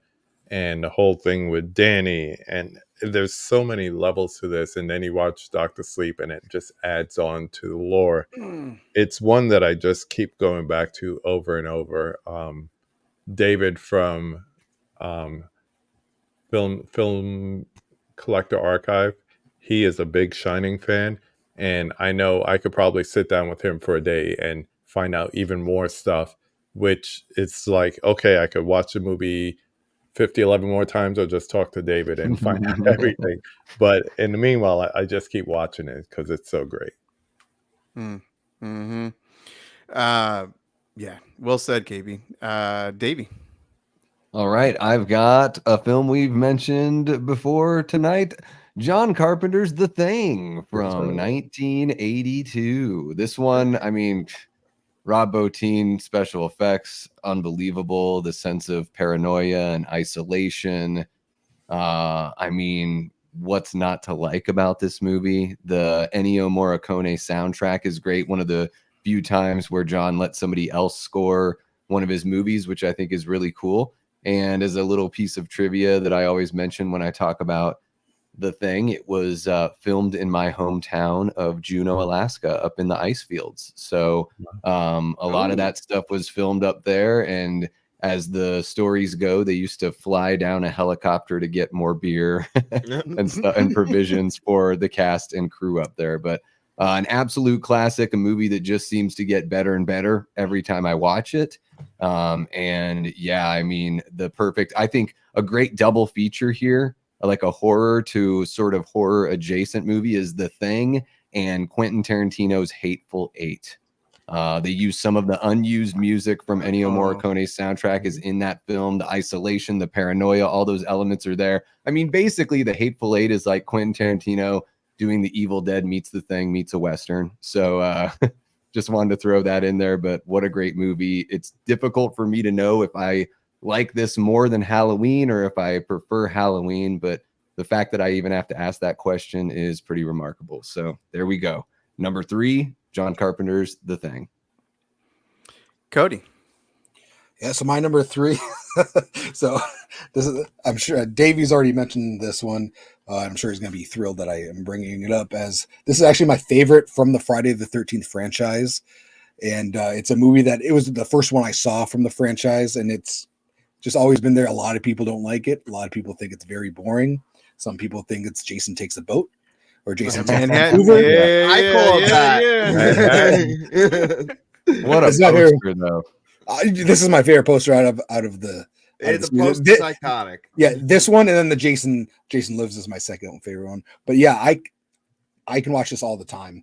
And yeah, it's a lot slower than the other one, and a lot of the gore was cut out or not even involved, but this is a go-to for me. So I'll die on that hill. Same with like Nightmare on Elm Street. My favorite is Freddy's Dead. I'm one of those guys who likes the random ones, but I think it's because a lot of these movies have nostalgia attached to it. Mm-hmm. And that was the first, like this was the first one I saw. So, you know. Yeah, I mean, I think that movie's fun. I have fun with all of those. No, movies. don't you? But I can also take a step. Now. No, but if I am taking a step back and just critiquing them, yeah. Oh like, yeah, you know. No. Oh, this is by far not one of the best ones made. This is probably one of the worst ones made, but it's one of my favorites. Mm-hmm. Yeah, I like Freddy's Dead, but Jason Takes a Ship to Manhattan. Well, next we're talking about Leprechaun goes to space. So buckle up, guys. Oh, hey. Goes back to the hood. Yeah, I actually really like that one. Back to the hood. Loki, the best third act of a horror franchise. One of the best third acts is Leprechaun Back to the Hood. Oh my goodness, I haven't even seen that one. Yeah, It's terrible. I've only seen the first 3. I could only make it through the. I love that they went back to the hood. I like that they're like, it's kind of a novelty. We can go back to the hood. Like we can call it Back to the Hood. Like, isn't Snoop Dogg in that one? No, it's Ice-T. But so what happened was after they went to the hood, they wanted to take him other places. So they were going to do Leprechaun goes to spring break. I think we're like he was on a cruise ship and like he was on his way back to some place, and then like the ship goes to like some to like Miami or something, and he's over there. But Leprechaun in the Hood did so well in that demographic area that they're like, let's make Back to the Hood. Yeah, that's what they did. But yeah, so I'm a Leprechaun fan. Oh my god, that's hella tight. It's really like good quality too. Yeah, that's handmade, hand carved and painted. Oh my gosh, how do I make that bigger? I don't even know how to do that on here. And if you ask nicely, my Cody gosh, might awesome. be able to do the Irish accent. It might sound like Miss Cleo. No, I cannot do that. Do it. I have never done an accent for the Leprechaun before, no matter what anybody says.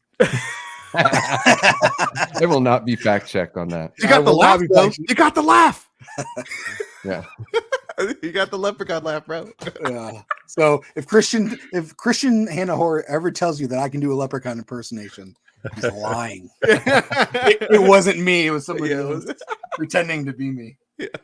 I love The it. cards don't lie. Oh my god. My number 3 is Poltergeist. Good one. Yeah, good one. Great intro into horror. As I said in a bazillion times, I fucking hate clowns, but some reason I just keep going back to them. This is the movie that did it for me.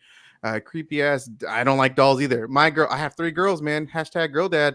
I don't let any of them have dolls in the house. I've seen enough damn horror movies. I know what the hell goes on. You take that outside. You gotta take the shit outside, damn it. Dad needs more room for his vinegar syndrome boxes, sweetheart. To get those damn dolls out of my friggin' face right now. Frank's afraid he's going to play with them and want all the accessories. That's why. Yeah. Goodbye, movies. Hello, accessories. But yeah, man, I mean, everyone knows about this damn film. As the imagery to this is, I mean, the tree, the clown doll, the paranormal part of it, the pool scene. Just even I even found that damn uh what's her name, the Old shorter lady. lady. Oh, Zelda Zelda? something. Yeah, like No, Zelda is This from. house is clear. yeah.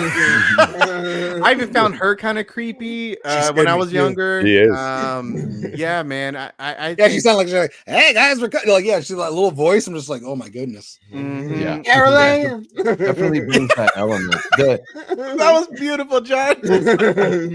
Don't The go into animated- the the animated like spiritual sort of effects and everything, and like the way that the poltergeist like represents itself physically, like with the long like I don't know, like the long legs it has. It's just got this Mhm. otherworldly look. Yeah, I mean everything. That movie is so damn effective. Yeah, Yeah, that's a great pick, man. It's and cool. I This, go, Cody. oh, I don't. God, it sounded like dun dun. I'm playing a That's funny. timpani over here. I've actually got a drum next to me. Oh, no, like the setting is cool. You know, it's in a suburban neighborhood where things like that don't happen. You know, Mhm. Mhm. and that's what's cool about it. Yeah, exactly. And like I said, I think it's a perfect entry into the horror genre because it's got a perfect blend of it. Mhm. And Yeah. like I said, the imagery, especially when you see it when you're young, man, it sticks with you. The music, the creepy ass music to it as well. Like I said, I just think it's one of the perfect movies, horror movies. It's got that John. perfect Steven Spielberg look to it as well. He produced it and might have directed it. Yeah. And maybe it helped out a bit. Yeah, just a little bit. John, go ahead. All right, well, my number 2 is A Nightmare on Elm Street. I don't got the 4K yet, so I still have the old box set here, but the original Nightmare on Elm Street. We talked a lot about it tonight already about Freddy Krueger, but I have to have it on my list. I mean, it's a classic. The original one, it made New Line Cinema, the house that Freddy built. Yeah. Without that movie, we wouldn't have such classics like Dumb and Dumber and The Mask. So, you know, I gotta give my props to Freddy Krueger for that. But everything they did with that movie on a low budget is incredible. It's still well written. You know, what's her name? Ronnie Blake, who plays the mom, like her performance, it's ridiculous, but it's so well done. You know, it's the alcoholic mother, John Saxton. I just love the movie. It's the movie that got me in the horror movies, so it'll always hold a special place in my heart. I do love Dream Warriors too, which came out in '87, but you know, it still pales in comparison to the original. Mm-hmm. I agree. Yeah, I think the first one's still the best. Yeah. For sure. KB.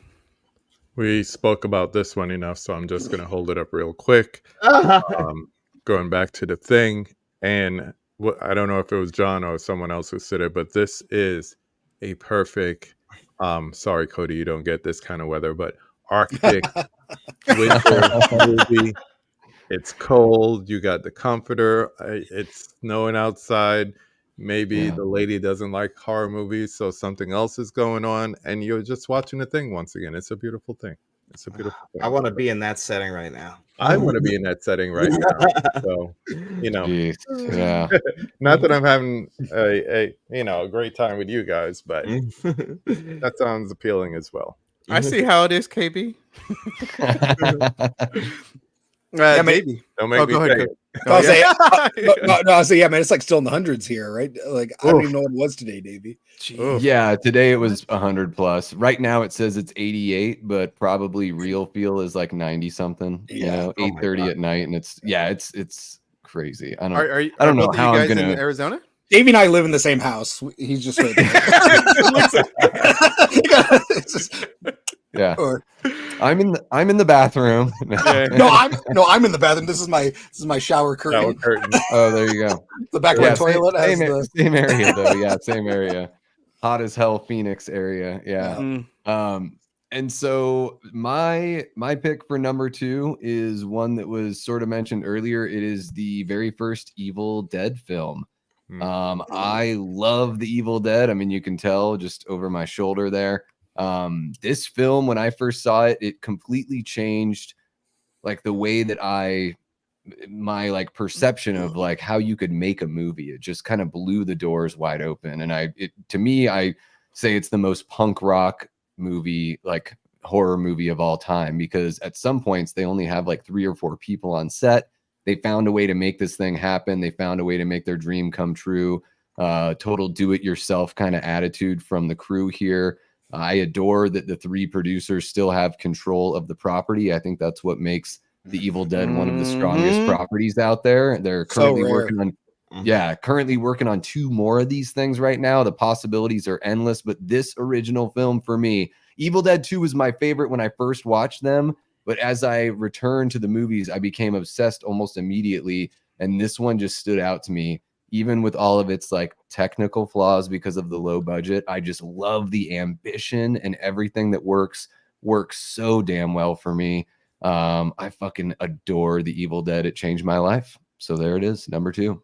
So many happy accidents when you have small budgets like that and you're just kind of out there doing it on your own. It's so much rewarding when you watch the final product. You're like, that's not exactly what I wanted, but man, we made something great. Forces your creativity, like, the low money. Yeah, that's I think that's what it does, is it just breeds creativity, you know, where you're just like, you've got to figure out a way to make it happen. And I think that's part of the charm, you know, at the beginning of this stream when we talked about why the 80s is the best decade of horror. I think that's a big part of it, is the charm that comes with people literally pulling themselves up by their bootstraps and just getting it done.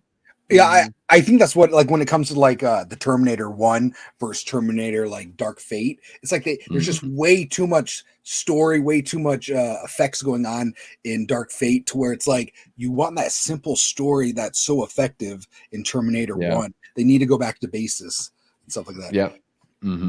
Yeah, absolutely. And Arnold was damn terrifying. Oh yeah, Terminator. Oh man, I can't wait until that movie. 4K. Hopefully, it's not bad. Yeah, I just had to say that. So I'm gonna say this right now. You know, this isn't this one. Obviously, would be number 1. However, I'm just gonna say number 2 because I have another movie that I just simply love more. I guess it's the rewatchability factor. I enjoy it a little bit more. So, but anyway, Nightmare on Elm Street. We already talked about so damn much. But again, got me into the horror genre. Robert Englund, Wes Craven, Blood, perfect 80s. The imagery, man. Oh my god, man. Blood just shooting up in the air, and then the girl crawling on a ceiling. Just, oh my god, man. This movie actually made me afraid of damn waterbeds. Made me want one. Yeah, oh my god, man. So thanks a lot, Nightmare on Elm Street. Anyway, John, go ahead. Well, my number 1, you touched on it already, is Poltergeist. I love this movie. I think this movie is a 5-star masterpiece of a film. Directed by Tobe Hooper, produced by Spielberg, but I think Spielberg had a little bit more of than just producing duties on that one. There's even that famous picture of him with the kids from Poltergeist and the kids from E.T. because they were making them at the same time. And it's just a perfect film. And that's one that kind of crushed the thing too. June of 82. You had The Thing, Poltergeist, E.T., Blade Runner, and The Wrath of Khan, like all in the same month. Like that thing never stood a chance with Spielberg behind 2 of those movies. But man, Poltergeist for me is just a masterpiece. I love it. I love the effects. I love the Jerry Goldsmith score. It's haunting, and yeah, it's kind of like an introduction to horror. But I saw it at 6, and the movie petrified me for way too long until I finally learned to love it. I think I just came to love my fear. Yeah, KB. All right, sorry, Doubles. It's not The Innkeepers for me. We spoke about it a lot, so I'm just going to hold up the doc that goes along with it, which is the Never Sleep Again doc. So, of course, I'm talking about Nightmare on Elm Street, 4K on the way.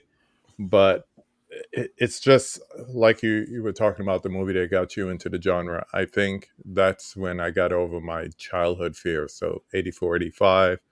And it was like the transition, like I said, being able to go to the video store, rent what you want. From there, it went everywhere. It went Faces of Death. It went to Serpent and the Rainbow. Yeah. It went back to like I discovered what video nasties were, even though I was in New York City. It wasn't exactly a thing here, but you know, it's like, what, Friday the 13th over there? Yeah. Yeah. So, finding out things like that. But this was my gateway drug to the genre, and haven't looked back since, except I took a little detour in the 2000s. That's another story. I'm coming. Davey, go ahead. My number one horror movie from the 80s is 1985's Day of the Dead by George A. Romero. Nice. To me, this is the best zombie film of all time. I don't think any movie does it better. Out of Romero's films, it's my favorite of his Dead series, easy. The practical effects by Tom Savini are out of this world. You know, Greg Nicotero even cut his teeth working on this film as well. So sort of laid the groundwork for his amazing career as well. Man, Richard Liberty as Dr. Frankenstein here. I'm trying to remember the actor's name who played Rhodes. It's escaping me right now. But what a friggin' performance. I mean, some of the best lines of dialogue that Romero ever wrote came from this movie. I heard most of in the 10 years between watching Night of the Living Dead, or maybe 8 years between watching that film and finally watching this film, I heard nothing but bad things about this movie, that it had unlikable characters, that it wasn't any good, that after watching Dawn of the Dead, it's just this like dark, depressing, blah, blah, blah, blah, blah. And the very first time I watched it, I was completely sucked in, and it blew my friggin' mind. I also really love the music as well, even though Goblin didn't do it, still really dig it. Yeah. Day of the Dead from 1985 ruined the zombie subgenre for me. Just so damn good. I mentioned to Davey before recording this live stream is that I actually didn't see Day of the Dead until earlier today, because he mentioned it in our little group chat, and holy shit, man. One of the things that I loved about Day of the Dead was how not only was that there was that Frankenstein experimental storyline, but the actual fucking storyline of the zombie having that human thoughts and going through that process. He fucking saluted to the soldier, and he was starting to learn or just remember what he was as a human. And towards the end of the movie, I mean, I was like, I was floored, man, because again, first time watch, I didn't really know anything about it. Like, I just knew the cover because it's an iconic cover. Like, to me, it is. But that alone is some of the best storyline of any zombie movie that I have seen. I loved it, man. And so thank you, Davey, for mentioning it in the thread, because if you haven't seen Day of the Dead, I highly recommend it. But of course, Tom Savini, the special effects to that, and there's a very memorable kill to a person where it just all comes off, and I was like, oh my god, this is amazing.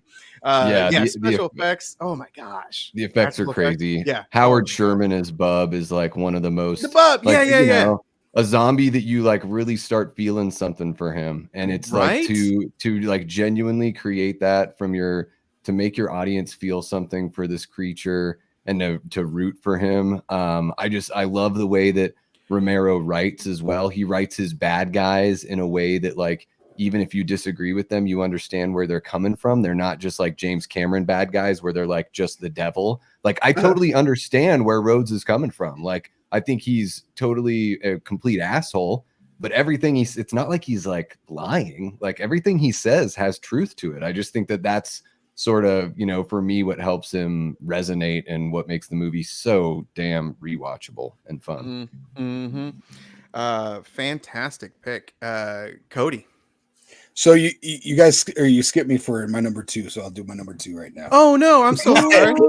It's all right. I'm an asshole. You knew my number 2 was going to be a shit movie, so you're like, we're just gonna pass it up. So Captain Rhodes, Frank, what the hell? No, it's all right. But my number 2 pick is, this is also my favorite from this franchise, which is probably Davey's favorite as well. It's going to be Halloween 4. I love the atmosphere in this movie. I think it's fun. Again, it's the movie I watched a lot when I was a kid. They always showed this and number 2 back to back on like AMC Fear Fest and all those channels. But I really like this movie. I love the atmosphere. Maybe the story is not the greatest and it doesn't make sense. The mask is changing, but it's fun. And I love the feel of the Halloween in this. Nice spooky vibes of the small town. It does feel like Halloween season when you watch that movie. It does really capture that. Really quick. Danielle Harris is great. Sorry. Yeah. Oh my God. That movie, Halloween 4 is exact. I mean, I mentioned it. John has already heard it before, but like Halloween 4 is how I got into the franchise. And I mentioned it a bazillion times, but Danielle Harris, when I saw a young kid be a fucking murderer, I was like, oh my God, because I was around the same age. There you go. Oh, whoa, that's awesome. Yeah. Hell And then before I get to my number 1, I do want to shout out something that made me a big horror fan. It's going to be, oh yeah, Tales from the Crypt. I know it's not a movie, but it's a great TV show. I feel like there was like a lot of big celebrities who were very interested in horror. Same with filmmakers and writers and everything, that they were able to do the show because the show was very popular. And this was their way of getting that out of their system. So Tales from the Crypt is, one of my favorite horror things of the 80s, even though it started in the 80s and really, steamrolled in the early 90s. But, the first season is there.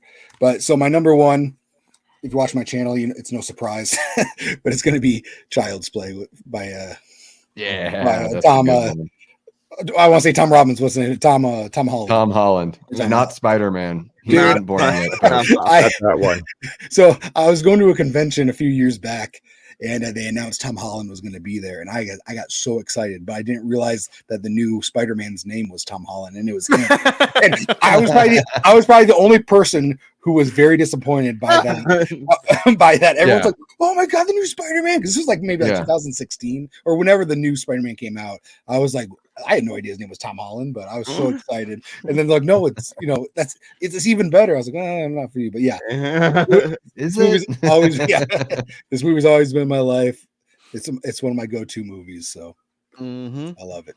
That movie is so fucking good. I love that movie. So much. Hell fun. yeah. I'm actually Mika, and sister. I'm sorry, I don't remember your sister's name. I apologize. Kira. Kira. Thank you. My pick, Demons. John, I mean, you already know how much I love this damn film. Oh yeah, it's great. This is one of the most fun films I have had in a long time. I simply suggest it all the damn time as much as I can. And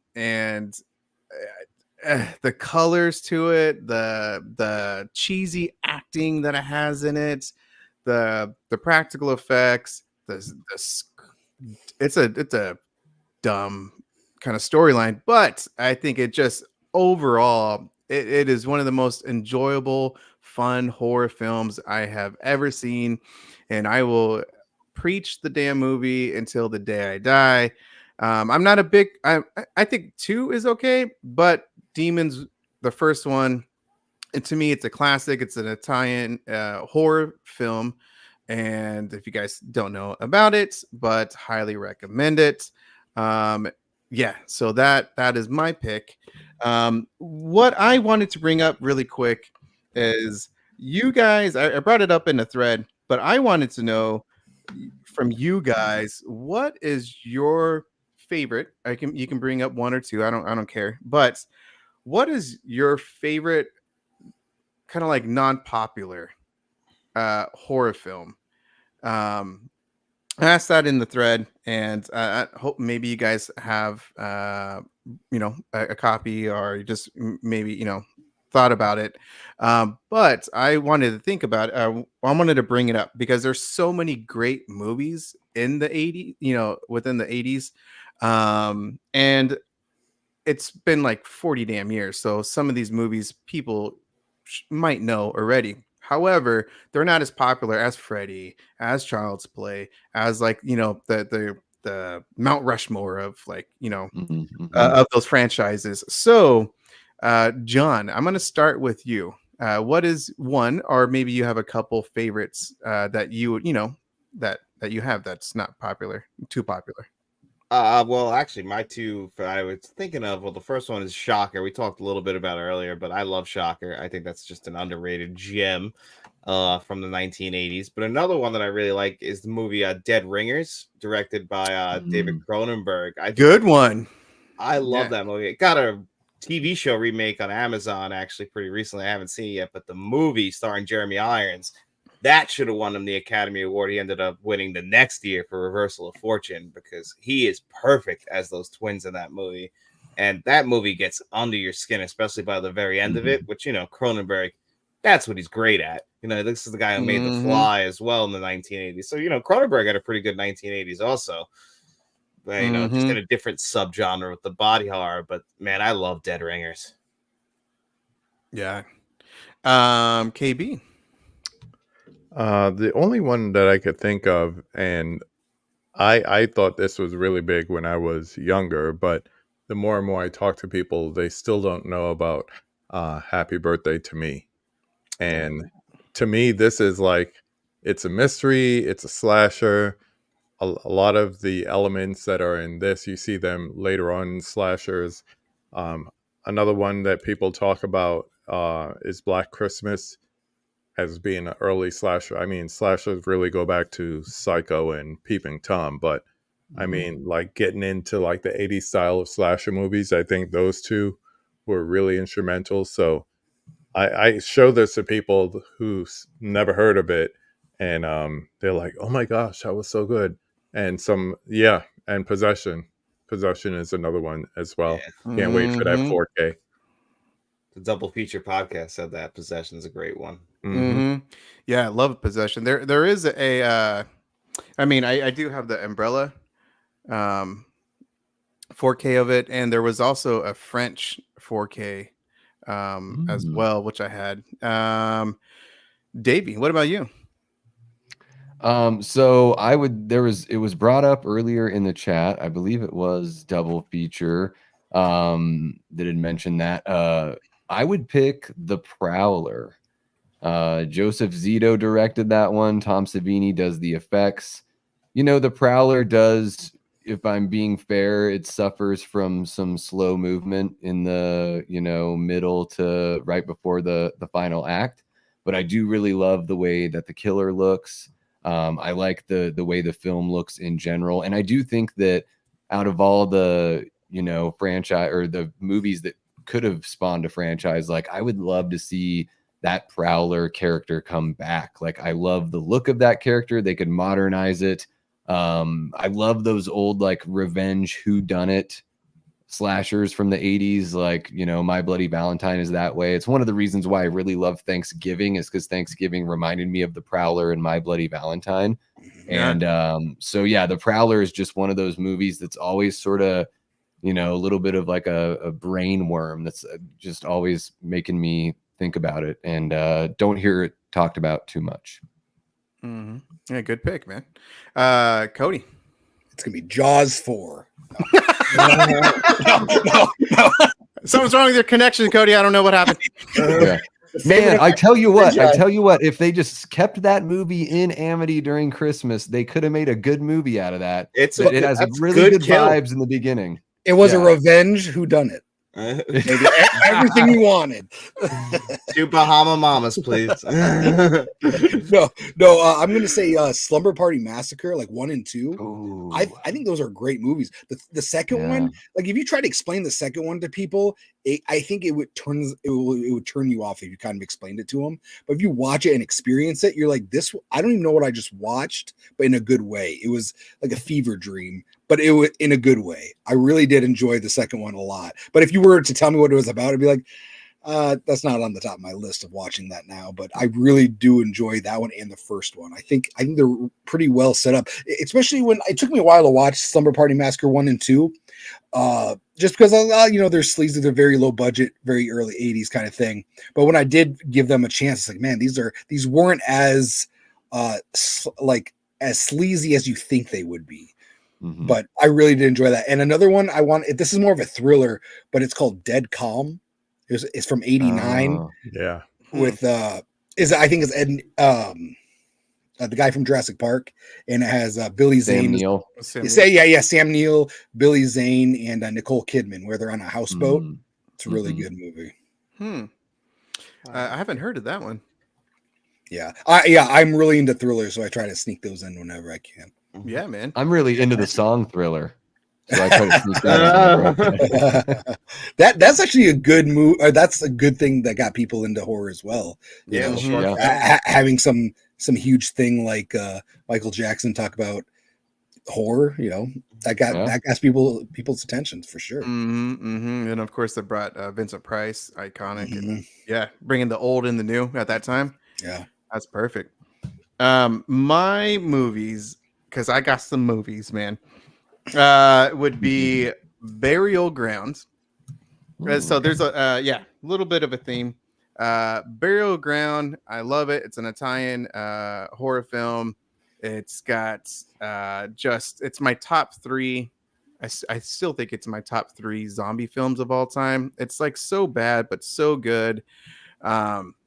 Another film that I really like, and it's got an iconic kill scene, is City of the Living Dead. Good one. With the drill just going.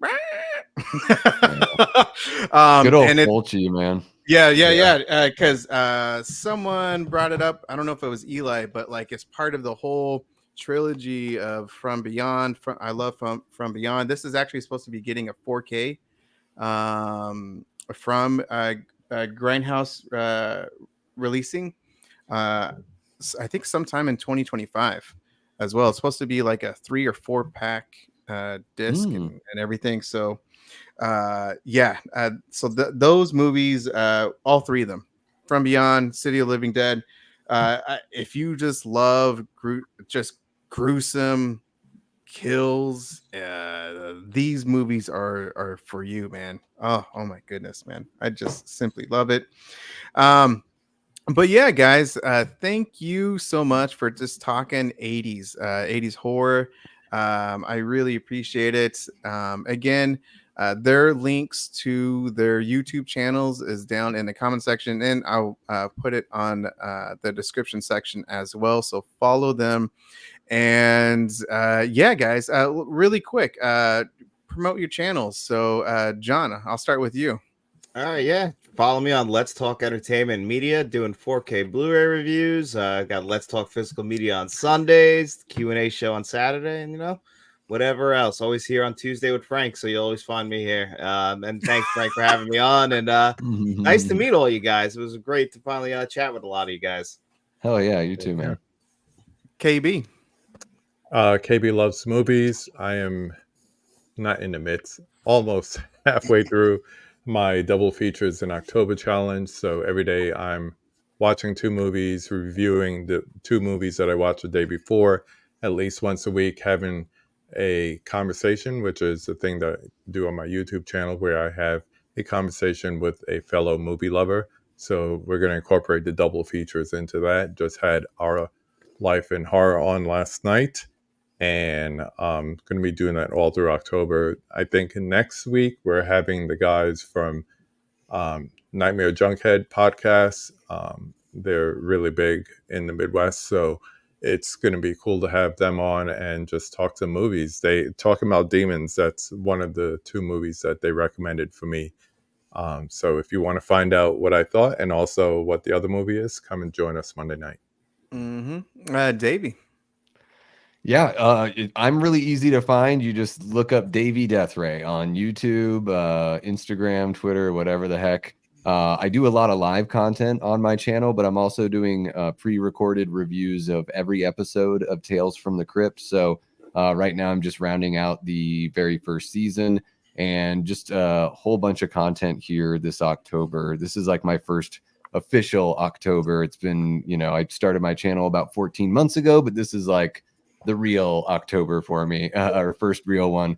But every week, like the flagship show on my channel is called Late Night with the Davey. So it's Wednesdays at 10 p.m. Eastern. So that's going to be tomorrow. If you guys want to scoot on over to my channel, throw me a sub, hit the notification, whatever.